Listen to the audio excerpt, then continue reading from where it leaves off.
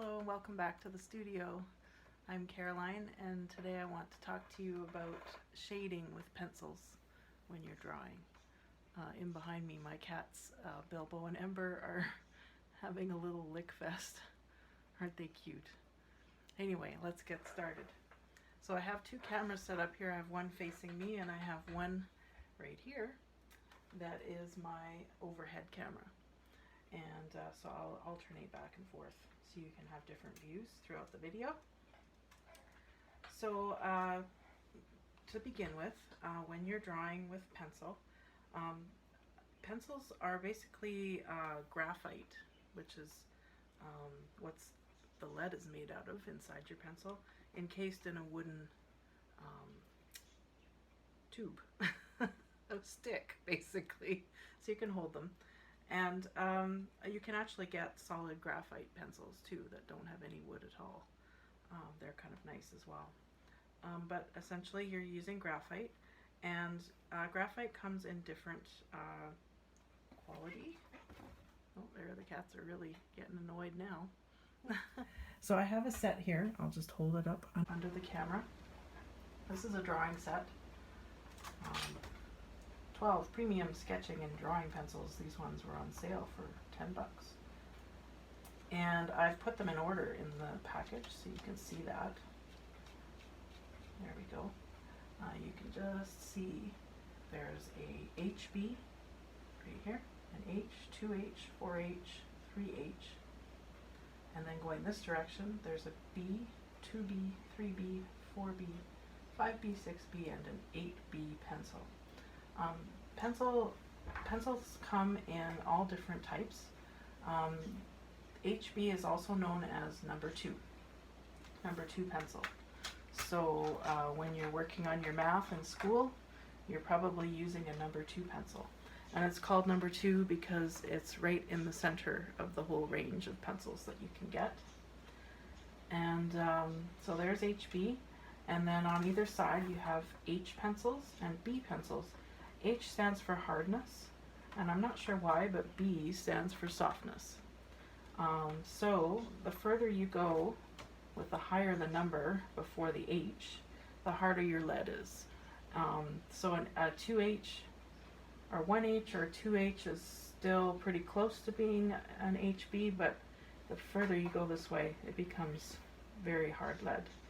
And the harder the lead is, the more thin your lines will be, and the lighter the mark that you make will be. And then on the other side of the HB we have the B pencils, and the higher the number before the B, the softer the lead and the darker the lead will be. And because it's softer, the lines tend to be thicker and they'll be darker, as I mentioned. So I'm just going to do a little demo here.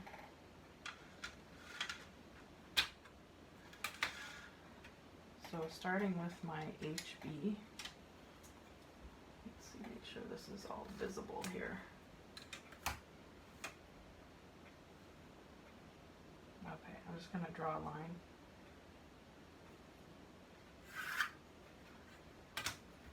With little arrows on the end.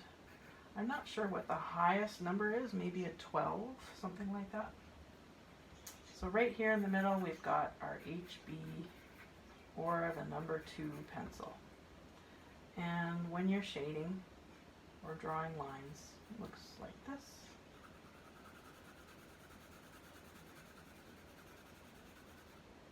Okay, so there's our middle of the road pencil. Now I'm going to try an H pencil, or 1H. There's my lines and my shading. Notice that the lines are a tiny bit thinner and the shading is a tiny bit lighter. Can you see that? Yeah, just barely. I'll have to zoom in a little bit when I edit the video. And then we have our 2H. Here's the lines for that one.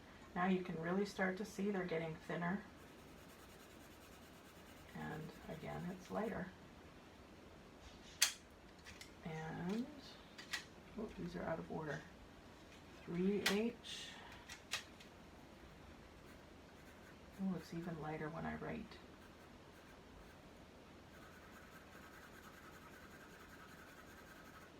There's the 3H and 4H.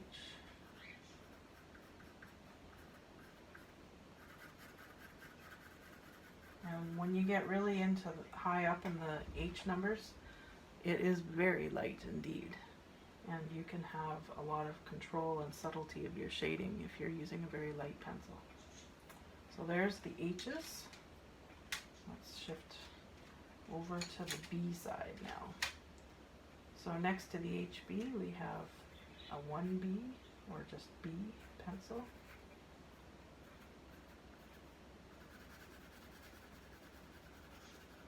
You can see it's a little darker. And a 2B.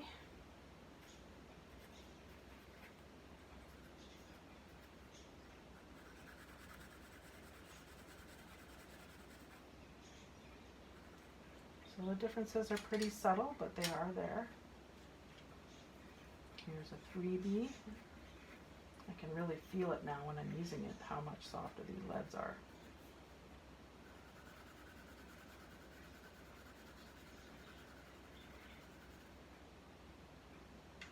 And a 4B. Might run out of line. There's a lot of B pencils on this set.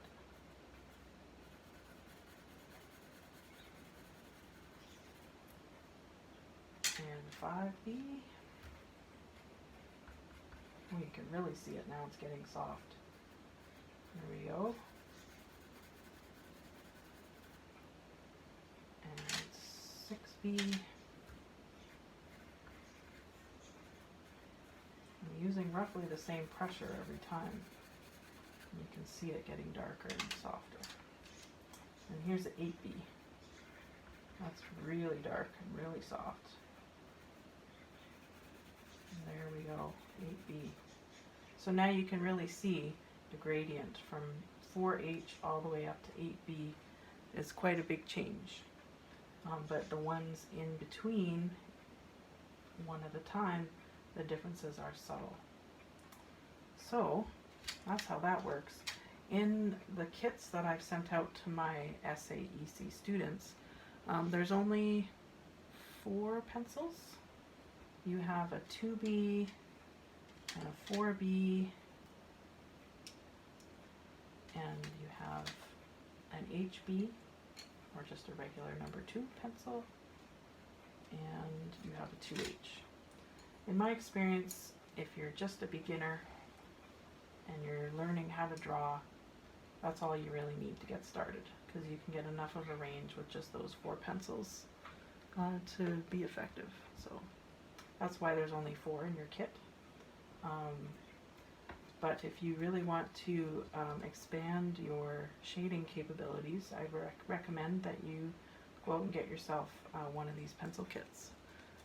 They're not too much money, and then you have all of the pencils.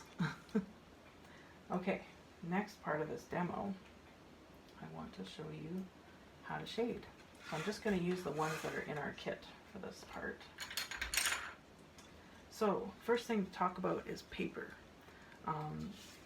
If you were to look at this sheet of paper with a microscope, you would find that the surface of it actually kind of looks like a mountain range. It has quite a texture to it.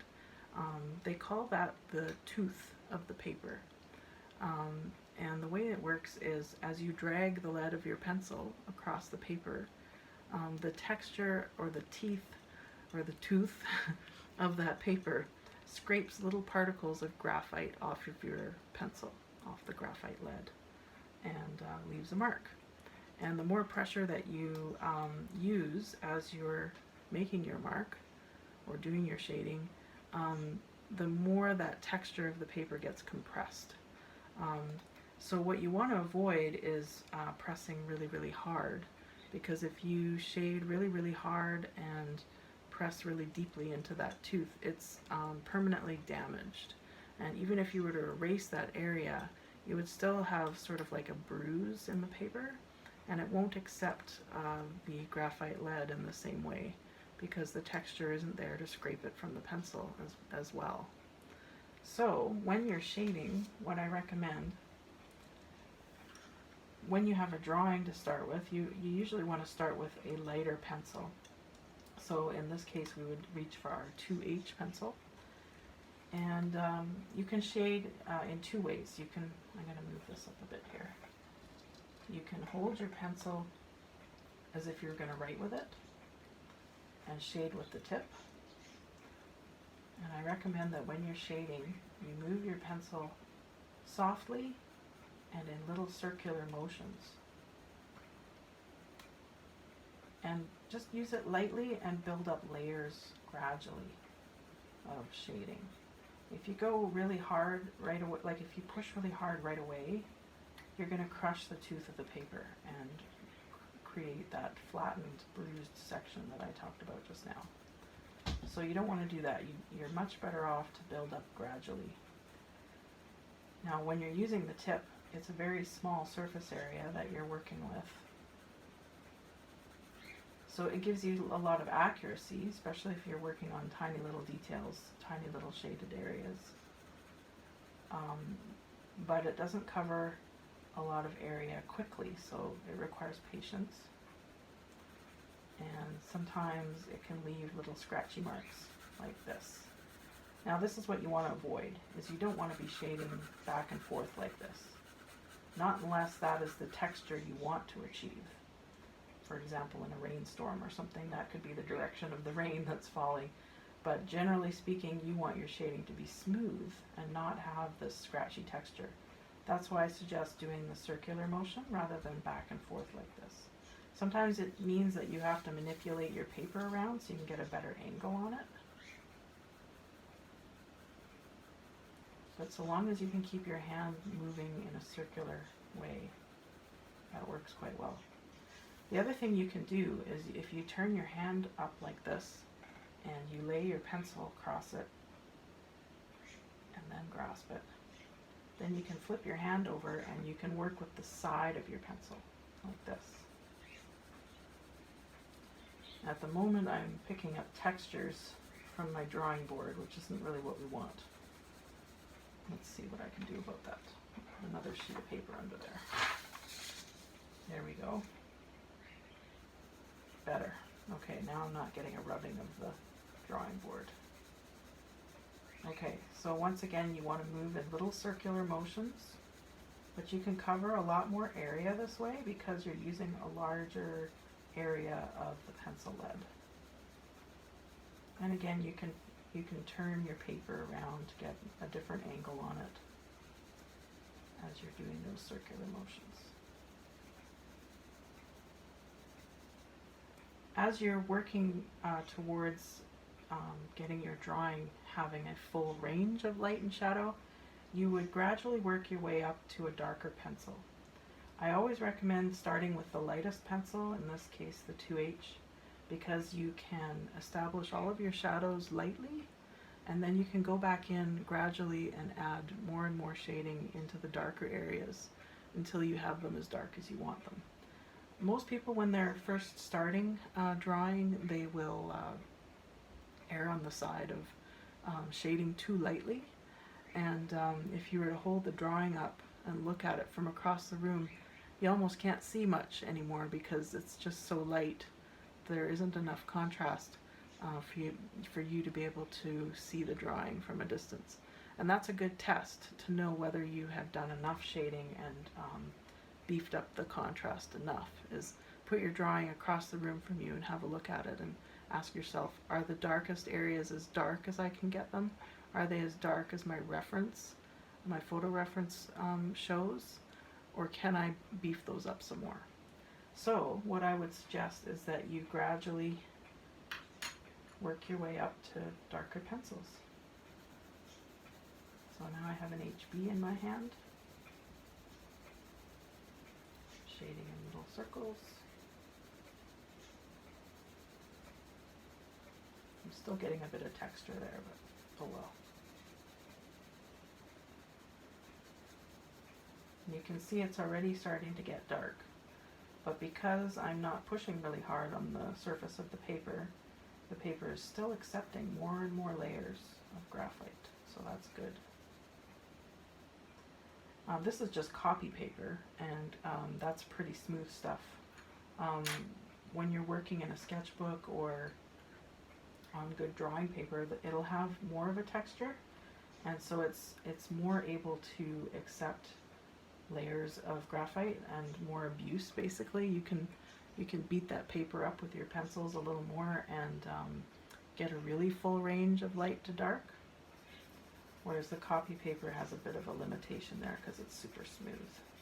It does not take much to crush the tooth of copy paper. So if you're really into drawing and you want to get good at shading, I recommend getting good quality drawing paper or a sketchbook with good quality paper in it. So this is the 2B I'm using now. Look how dark that's getting. And I'm just gradually working on it in layers, keeping it soft, not pushing hard. The more I work it, the darker it gets. And now I'm switching to 4B, doing some more shading. I'm going to turn this around a bit because I'm finding that I'm going back and forth a bit too much. There we go. Nice circular motions. And now I'm starting to reach the limits of this copy paper because it's so smooth. What's happening is that it's starting to get shiny. I don't know if you can see the shine. Oh, there it was. I saw it. See that? When it starts to get shiny like that, you know that your paper is getting to its limit. There's the shine. And you're not going to be able to get it much further without really crushing the tooth of the paper. So if you're sure about your shadow and it's starting to get shiny, you can continue to shade there, but don't expect to be able to erase it. Once that tooth is crushed, your paper is toast. So that's about as dark as I'm going to be able to get on this copy paper using my 4B. So it went from quite light over here to quite dark, and it doesn't take very long actually. You just have to keep layering.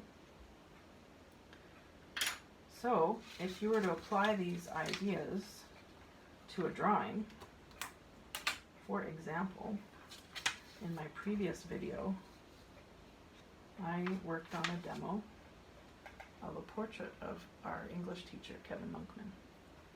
And I only did a line drawing. I was just showing the proportions of the face. And I used a 2H pencil to do my line drawing. So that's what I always recommend when you're first starting a drawing, is do a line drawing first with the lightest pencil that you have. And don't erase much. Like when you're sketching, allow your mistakes to guide your next lines. Sometimes those mistakes can really help you figure out where the accurate line needs to be. So don't reach for your eraser until you absolutely have to. And sometimes all of those lines, those sketchy lines that you did in the beginning, they'll just all disappear behind the shading that you do later on. So you don't have to erase all those sketchy lines until later, because they don't always all show up. Little tip there. So here we have a nice portrait of Kevin. One thing I didn't do in that portrait was draw his neck and shoulders, so I'm just going to add that in. You can't see a lot of it here because he's wearing a jacket, so I'm actually going to just put his jacket in the picture.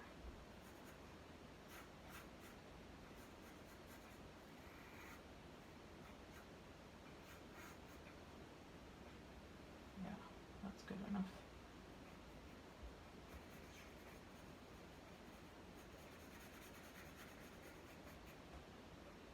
Yep, and that's all I can see.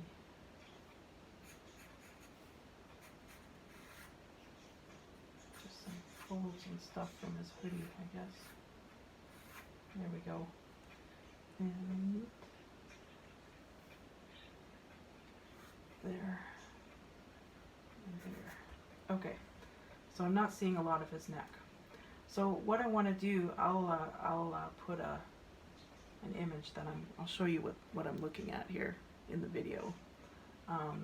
What I'm going to do now is I'm looking at my reference, my picture of Kevin. I'm trying to decide where is my light source coming from. Now this photograph was taken on a really bright day. It was taken outdoors. I think we were on a camping trip or something with the students. And so the sun is pretty much coming from right overhead. So sometimes it's a good idea just to put a little arrow very lightly on your picture, just to remind you of where the light source is. So in this case, it's coming from overhead. And because the sun's coming from overhead, that means that the brightest points on his face are his nose, his bottom lip, right here on his chin. His forehead's quite bright, the tops of his cheekbones are quite bright, and the darkest shadows are underneath anything that casts a shadow. So there's a big shadow under his nose, there's a bit of a shadow on his upper lip, there's definitely shadows under his brow, over his eyes a little bit, there's a bit of a shadow under his eyes and on the sides of his nose, and I think his hair is casting a few shadows. And then there's a few here below his cheekbones and amongst the folds of his clothes. So it's good to have a look at your reference and kind of analyze for yourself where the brightest highlights are and where the darkest shadows are and where the light source is coming from, because it gives you an idea of the direction of where the shadows will fall. So we've done that. So then the first thing I would do is start to shade everything with the 2H pencil and just start really slow and build up layers. So if I do that, I think we'll make it a little time lapse so you can see that all in fast forward.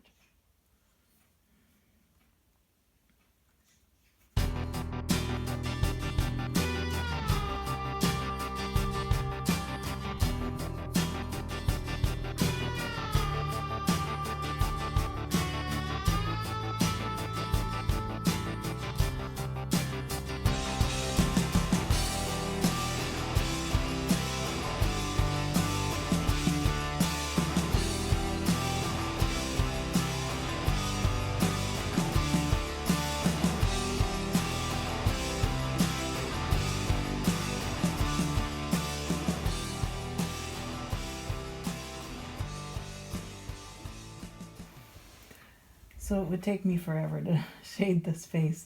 It's, it's a project. You need a lot of patience to draw a good portrait and to work on all the layers. And often it can take you to a different mental state to be focused on visual things and shading, and time will disappear and you'll just be in this meditative drawing observational state. So I'm just going to stop my drawing here, because there's lots and lots of examples on YouTube of time-lapse videos of artists doing shading and faces and portraits. So if you want to see some of that, just search for time-lapse drawing or time-lapse realistic drawing and shading. You'll find some great stuff on YouTube. Just in review, when you start shading a drawing, you first want to identify highlights and shadows and where the light source is coming from, so that you know the direction to look for your shadows in. You want to start shading with your lightest pencil, the 2H, and work your way up to darker pencils, so that your shadows can be as dark and rich as possible and your highlights can be nice and bright. You want a wide range of contrast. That's your goal. One little tip that can actually really help is to look for black and white photo references when you're first getting started, because then you don't have to translate from color images in your brain into something that's black and white on your paper. That can be really great to have that done for you already by making a picture black and white. So you can do that. Sometimes just put it on a photocopier and that'll do the trick. Or with today's digital technology, you can switch the photograph to monochromatic. So that's my demo for shading with pencils. I hope you enjoyed it. Hope you got some good tips out of it. And The best way to learn is just dive in and try. Thanks for watching.